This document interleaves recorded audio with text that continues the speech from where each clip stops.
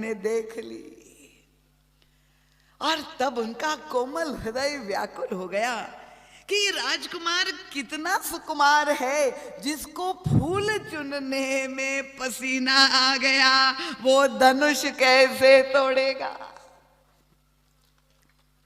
समझ में आ गया? तालियां बड़ी कमजोर है। आपकी ताली केवल यही बता रही है कि आप चैतन्य हैं और कथा पहुंच रही है। मेरी आवाज पहुंच रही कि नहीं पीछे तक? तो उन हृदय से इसलिए व्याकुल है कि राजकुमार कैसे धनुष तोड़ेगा, क्योंकि इतना सुकुमार है और पिताजी की प्रतिज्ञा है उसके बिना मैं उनको पति रूप में वरण नहीं कर सकती। देखिए यहां पर, क्योंकि मेरे पास कई श्रोताओं के प्रश्न आए और मुझे लिख करके भी पत्र भेजे गए, तो मैंने यही आश्वासन दिया कि मैं कथा के द्वारा ये आपकी जो जिज्ञासा है उसका समाधान देने का प्रयास करूंगी। और प्रसंग के अंतर्गत ये जब आ रहा है तो आप लोगों को और स्पष्ट हो जाएगा कि श्री सीता जी भगवान श्री राम को पाना चाहती है। अब हम लोग कलयुग में बैठे हुए, क्योंकि ये मानस के द्वारा हम अपने जीवन की सारी समस्याओं का समाधान चाहते हैं।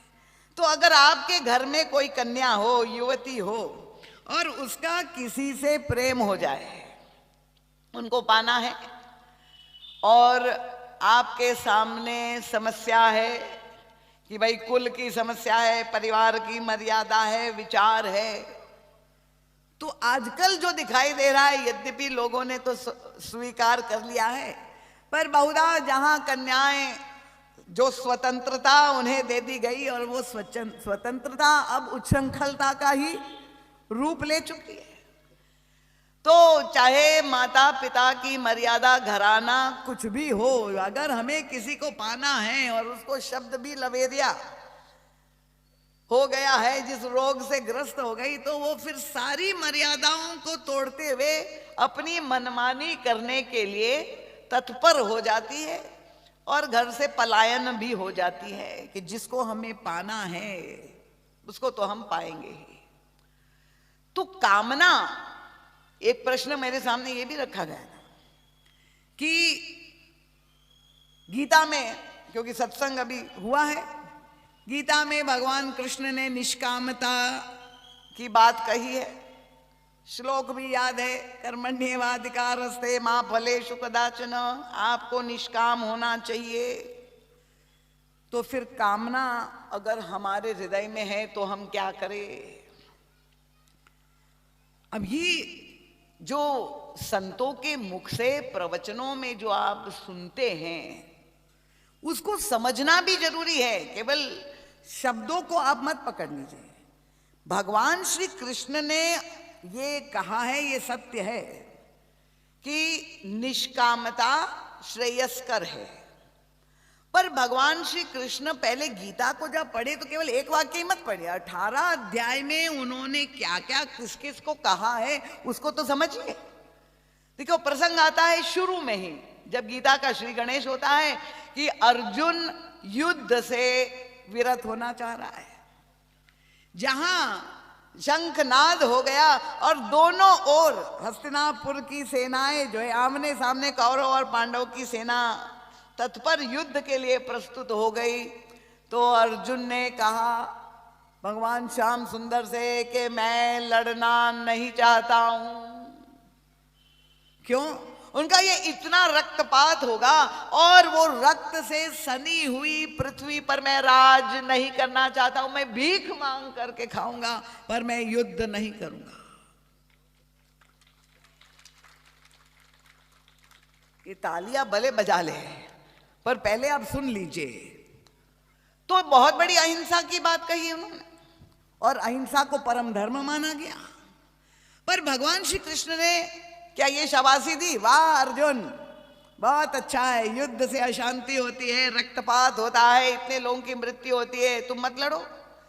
जब संजय ने ये धृतराष्ट्र को सुनाया कि अर्जुन विरत हो रहा है युद्ध भूमि से, तो धृतराष्ट्र तो परम प्रसन्न हो गए चलिए बहुत अच्छा हो गया, बड़ा अच्छा काम अजय अर्जुन ने किया, अब दुर्योधन साम्राज्य करेगा।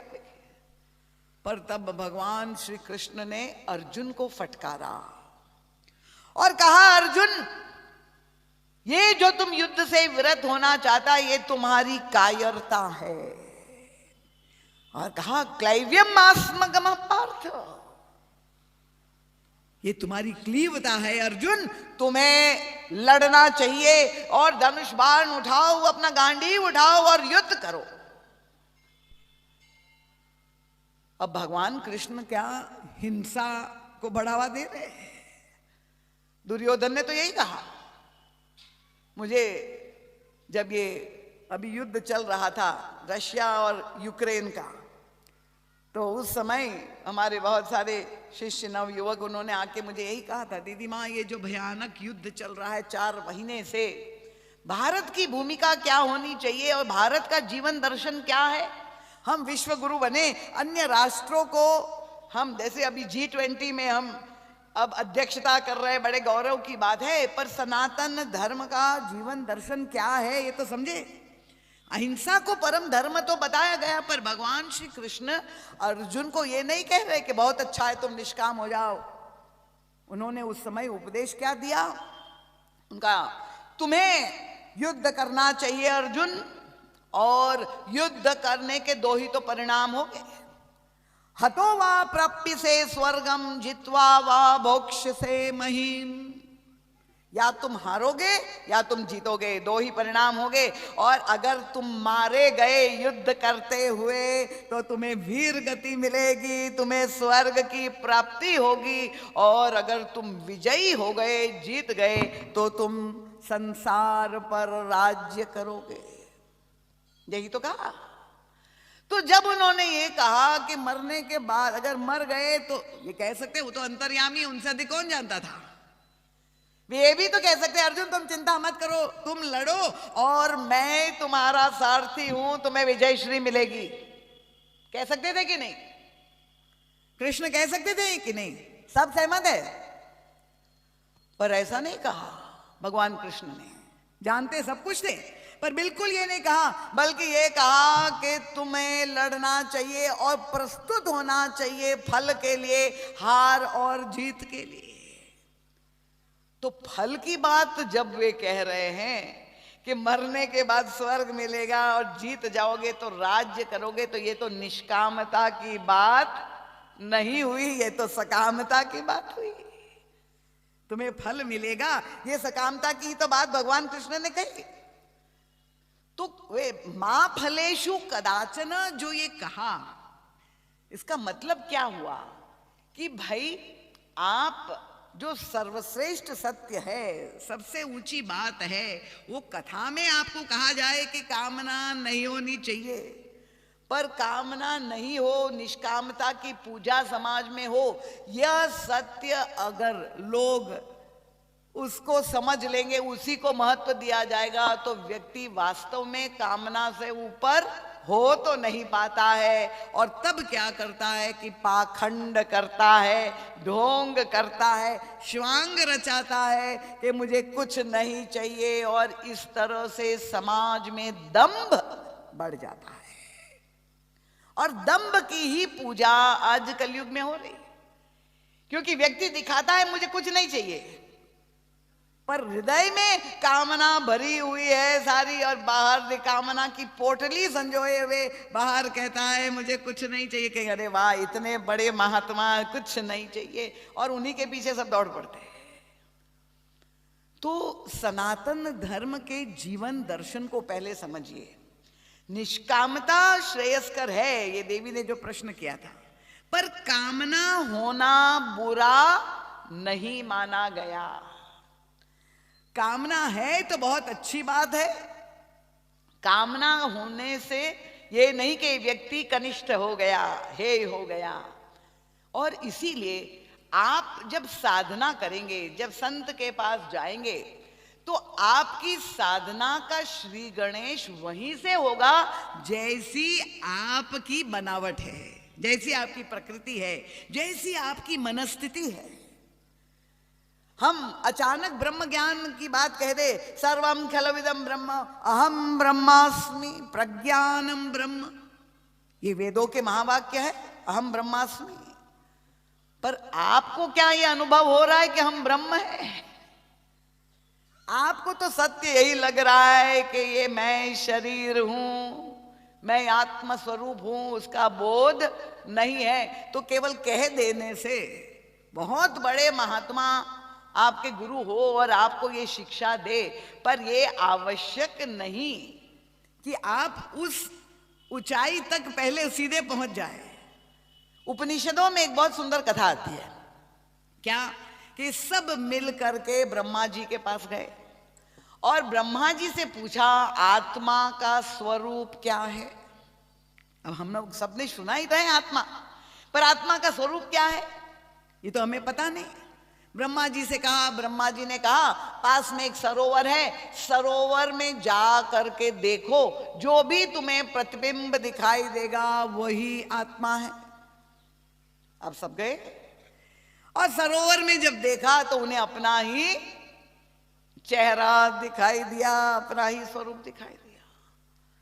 तो ये तो बड़ी अज्ञानता की बात, क्योंकि शरीर दिखाई दिया, शरीर तो आत्मा नहीं है, तो ये तो अज्ञानता की बात है।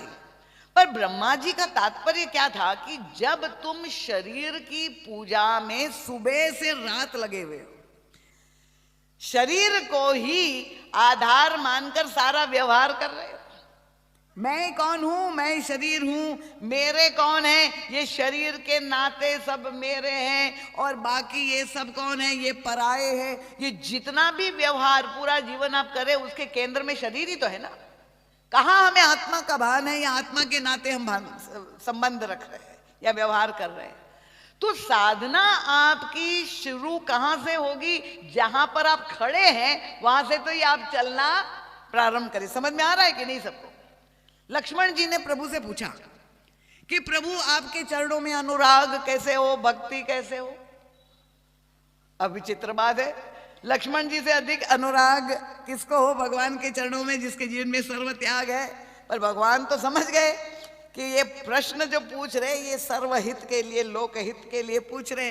अतः प्रभु ने क्या कहा, उनका प्रथम ही विप्र चरण अति प्रीति।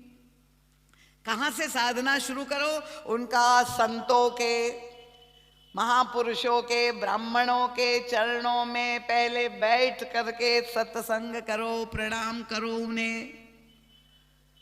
तो उनका ब्राह्मणों के चरणों में क्या प्रणाम करे, लक्ष्मण जी को तो ब्रह्म ही का चरण प्राप्त है।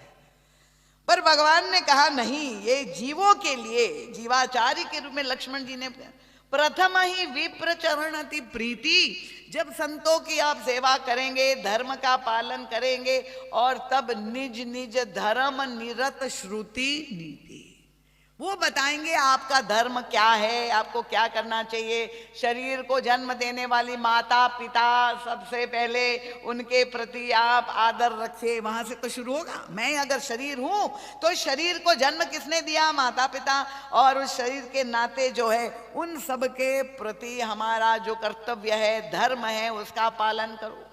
तो निज निज धर्म निरत श्रुति रीति, और इस तरह से आप धर्म का पालन करते हुए शरीर की मांग को संतुष्ट करते हुए अंत में आपको लगे कि अरे ये शरीर तो आत्मा हो ही नहीं सकता है, कितनी ही पूजा उसे करे वो कभी संतुष्ट होने वाला नहीं, ये तो नश्वर है, रोगग्रस्त हो जाएगा, मृत्यु का घास हो जाएगा।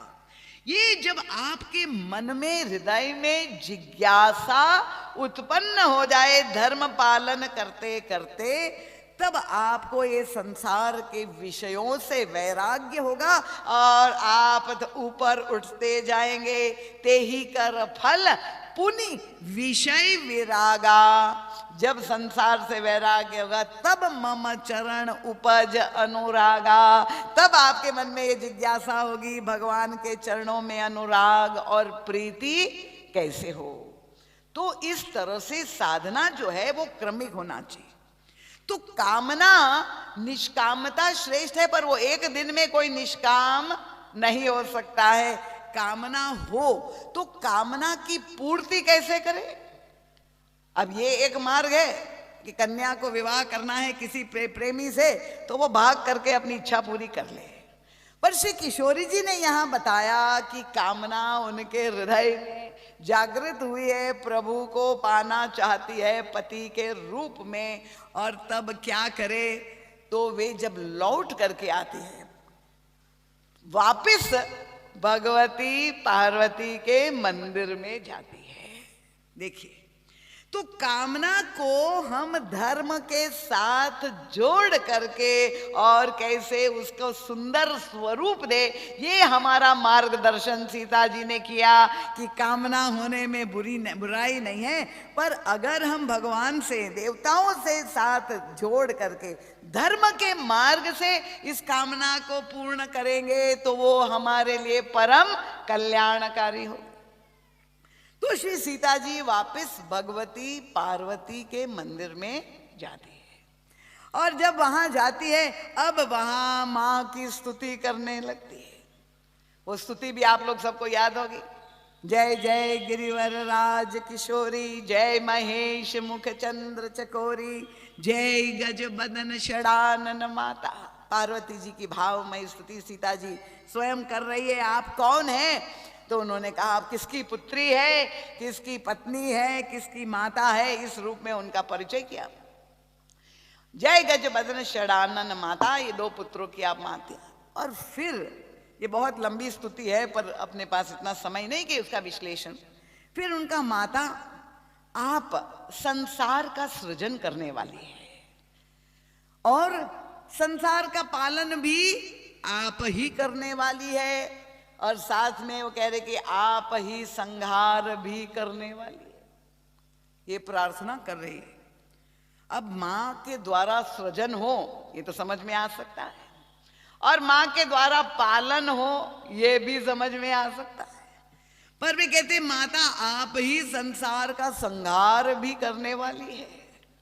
तो ये तो बड़ी कठोर बात लगती है ना, कि एक माता बालक को जन्म दे, उसका लालन पालन करके बड़ा करे, पर क्या माता किसी का मार सकती है? वैसे तो ये मातृत्व और वात्सल्य के अनुकूल नहीं है, पर आजकल तो सब कुछ अखबारों में पढ़ने को मिलता है। इतने तरह तरह के कांड आते हैं कि माँ ही अपनी बेटी का गला घोट करके मारते, ऐसे भी घटना होती।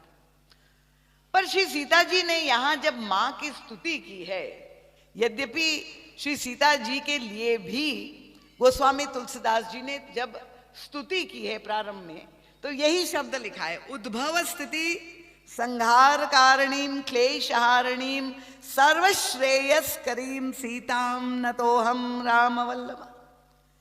तो ये तीनों स्थिति, उद्भव, पालन और संहार, तो ये देवियों की जो हम पूजा करते हैं नवरात्र में, जो है सभी अलग अलग देवियों की पूजा करते हैं, उसमें भगवती काली भी है, केवल सरस्वती और लक्ष्मी की पूजा नहीं करते, दुर्गा की भी पूजा करते हैं, और दुर्गा के भी अनंत रूप है, उसमें महिषासुर मर्दिनी की भी पूजा करते हैं। तो वो संहार ही तो करती है, दुष्टों का संहार करने वाली। तो यही श्री किशोरी जी के लिए गोस्वामी तुलसीदास जी ने कहा माता, क्योंकि आप ही वो आदि शक्ति है जिसके द्वारा ये सारे शक्ति के स्वरूप प्रकट हुए। तो यहाँ पर आज सीता जी लीला में जब पार्वती जी की वंदना करती है तो वो यही कहती है, और शब्द क्या प्रयोग किया है उनका, भव भव विभव पराभव कारिणी विश्व विमोहन स्वबसवन बिहार। आप कौन है? तो उनका आप संसार का सृजन करने वाली है, वो भव भव। आप पालन करने वाली है कहना चाहती, तो उन्होंने कहा पालन के लिए विभव शब्द का प्रयोग किया, और आप संहार करने वाली है जब ये कहा तो उसके लिए गोस्वामी तुलसीदास जी ने पराभव शब्द का प्रयोग किया। अब देखिए ये तो आप लोग सबको याद है ये प्रार्थना, पर हमारे गुरुदेव ने जब ये पढ़ा तो उनका ये जो शब्द का प्रयोग है, भव भव विभव पराभव कारिणी, आपने सृजन किया, पालन किया, संहार किया, ये अलग अलग शब्द का भी प्रयोग कर सकते हैं। पर गोस्वामी जी ने कहा नहीं, आप भव, संसार है, प्रारंभ में मैंने कहा भूल नहीं गए ना, उनका भव भव, आप इस संसार का उद्भव करने वाली, जन्म करने देने वाली है। भव भव विभव, पालन करने वाली है, उनका ये विभव शब्द प्रयोग किया, और संहार के लिए पराभव। तो ये तीन स्थितियां कि आप जो है प्रेरक है। अब हमारे गुरुदेव तो पहुंच गए, क्योंकि गोस्वामी तुलसीदास जी 500 वर्ष पहले रामायण लिख के चले गए। पर ये इन सारे शब्दों में, मैंने कहा नहीं, चमत्कार जो शब्द के द्वारा गोस्वामी तुलसीदास जी ने अपनी लेखनी के द्वारा कितना बड़ा संदेश दे दिया। जब पूछा सीता जी को कि आपने, पार्वती जी, महाराज जी तो सबसे बात करते थे, कि आपने ये भव भव पराभव और विभव शब्द का प्रयोग किया, तो देवी आप सृजन कर सकती है, आप पालन करने वाली है, पर आप संहार करती है, ये तो हृदय को स्वीकार नहीं होता है। और तब पार्वती जी ने जो उत्तर दिया कि आपको तो लग रहा है ये तीन अलग अलग स्थिति है, पर मुझे तो तीनों ही स्थिति में भव का ही दर्शन होता है। जन्म में भी शिव है, पालन में भी शिव है, और पराभव में भी शिव का दर्शन, ये तीनों में ही मुझे भव का ही दर्शन हो रहा है। तो संसार की दृष्टि से हम देखें तो हमें तीन स्थितियां दिखेगी, पर अगर हम पार्वती जी की दृष्टि से, श्रद्धा स्वरूप पार्वती की दृष्टि से देखेंगे, तो वो कहती हैं कि वो हर स्थिति में, चाहे वो सृजन हो, चाहे संहार हो, चाहे पालन हो, मुझे तीनों स्थिति में एक ही दिखाई देते हैं, मुझे शिव ही दिखाई देते हैं, ये ही सत्य है।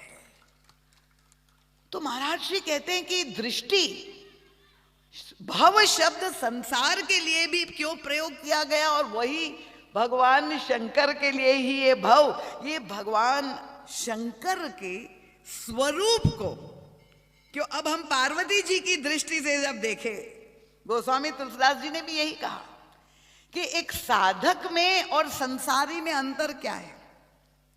अगर आप संसार में अविवेकी होकर के जिएंगे, विनय पत्रिका में उन्होंने एक पद में लिखा, अनविचार रमणीय सदा संसार भयंकर भारी।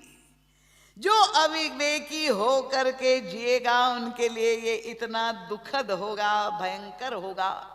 और यही लोगों की अनुभूति, इसलिए तो रोज नित्य प्रति इतने लोग आत्महत्या कर रहे हैं। क्यों कर रहे हैं? क्योंकि ऐसी विपरीतता उनके जीवन में, प्रतिकूलता जब आती है और उन्हें कोई रास्ता नहीं दिखाई देता है, तब उन परिस्थितियों के कारण चाहे मानसिक रूप से अवसादग्रस्त हो जाए, डिप्रेशन के शिकार हो जाए, और अंततो गत्वा आत्महत्या भी कर लेते हैं। तो गोस्वामी जी कहते कि पहले जीवन जीने की कला हमको सीखनी होगी।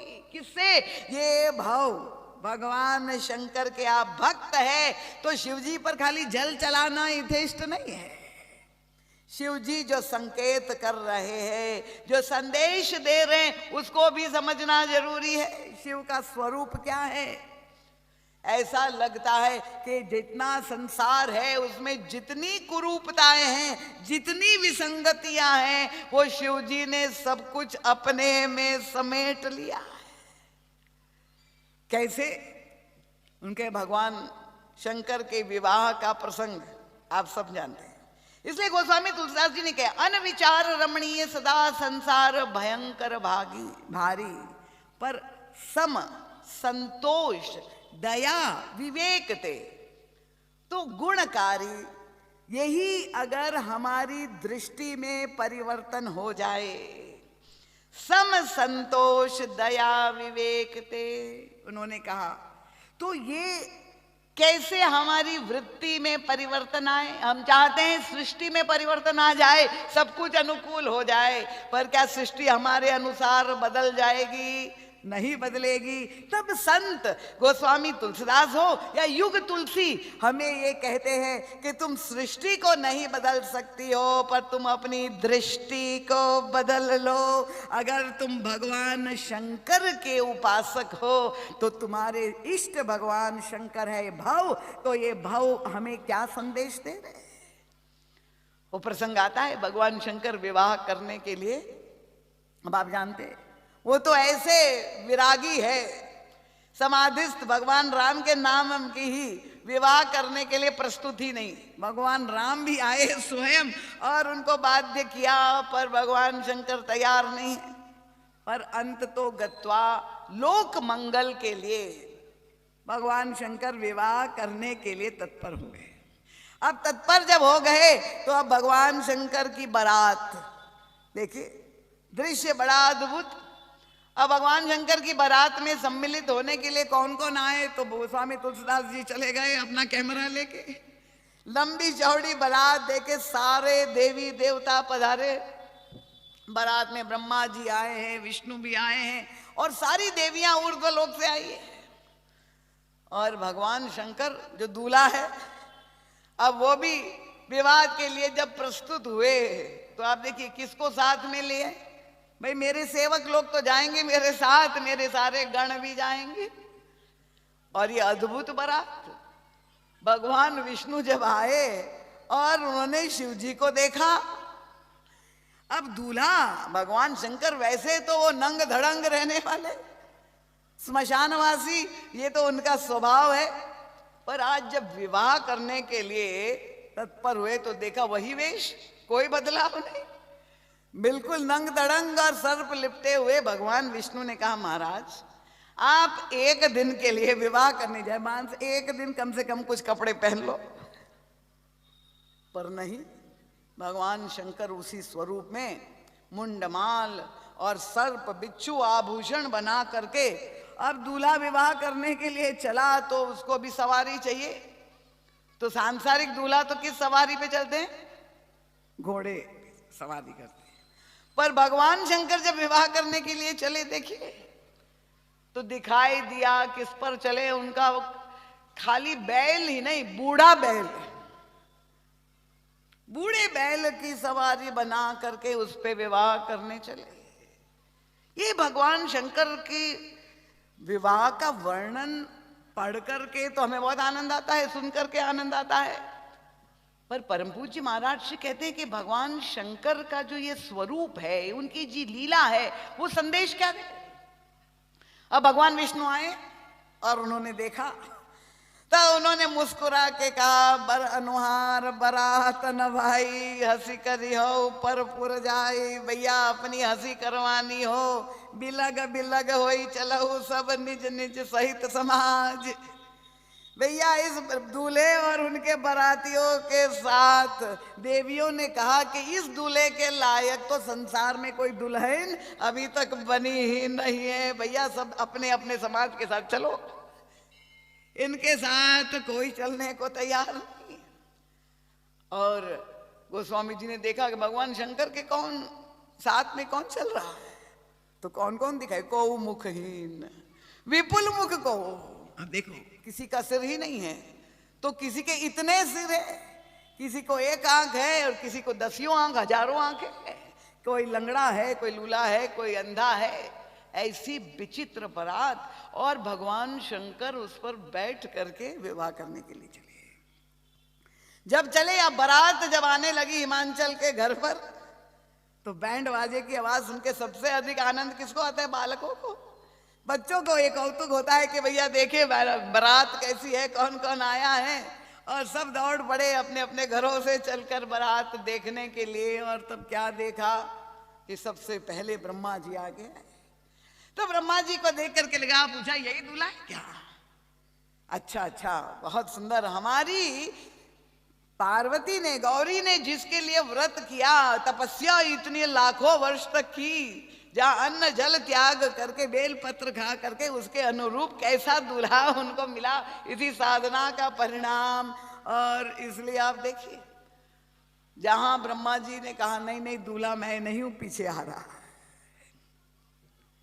अब पीछे कौन आ रहे थे? महान रथ सवारी सोने और ऊपर से नीचे सारे मणि माणिक्य हीरे से चढ़े हुए भगवान विष्णु।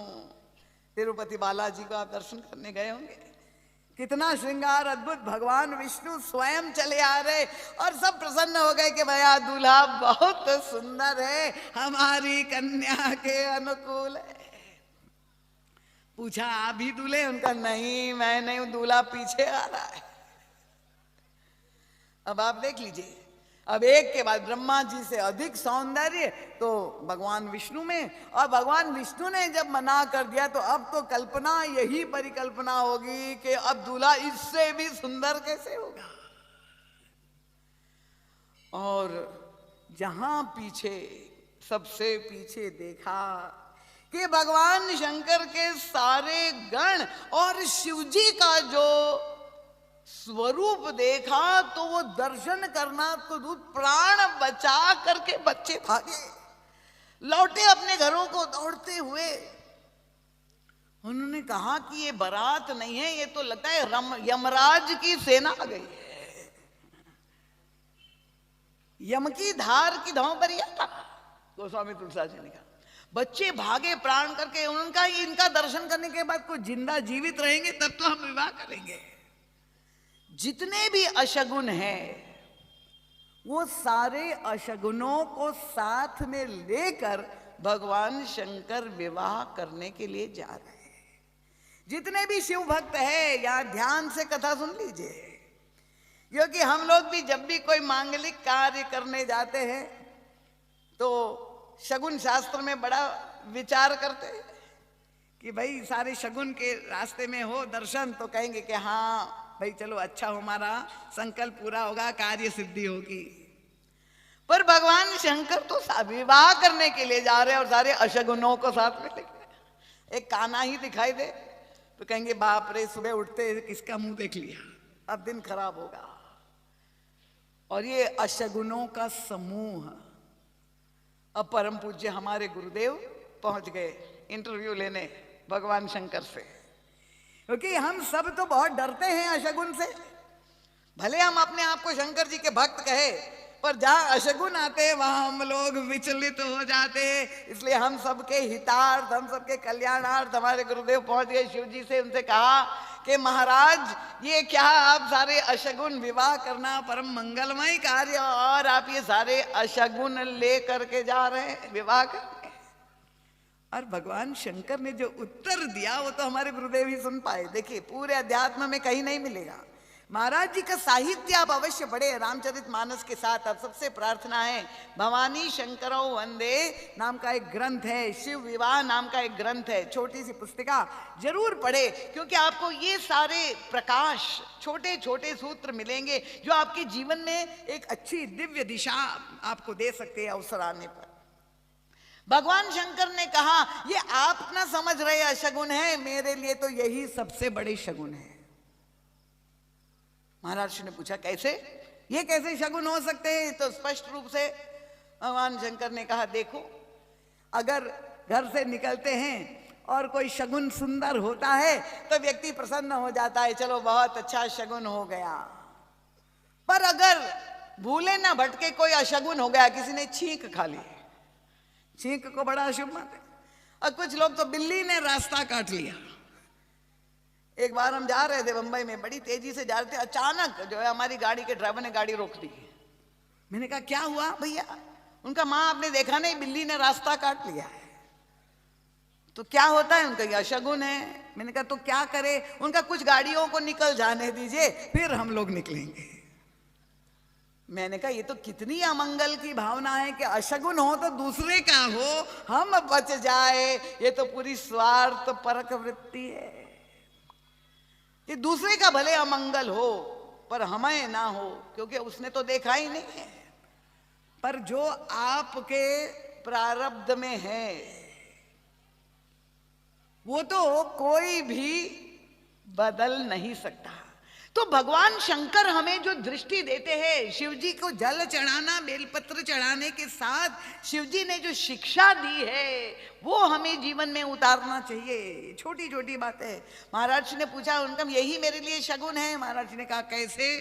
भगवान शंकर ने कहा देखो, जब कोई अशगुन होता है तो व्यक्ति को डर होता है और सहसा मुख से निकल जाता है, हे राम अब क्या होगा। उनका जिस घटना से राम की स्मृति हो जाए वो ही सबसे बड़ा शगुन है मेरे लिए, इसीलिए यही शगुनों को इसको मैं शगुन मानता हूं।